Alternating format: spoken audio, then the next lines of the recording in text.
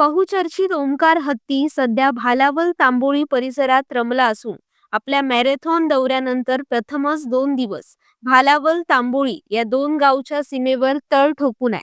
यात माड पोपळीच्या बागायतींसह जंगलाची सफर त्यानं केली असून जंगली पाल्यासह भात पिकावर त्याने तेथेच ताव मारलाय.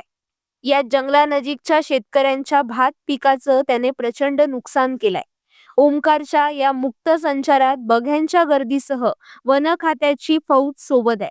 ओमकारला नजरकैदेत ठेवण्यापलीकडे वन खात्याकडून त्याला हलवण्याबाबत ठोस कार्यवाही होत नसल्यानं शेतकरी व बागायतदारांमध्ये नाराजी आहे.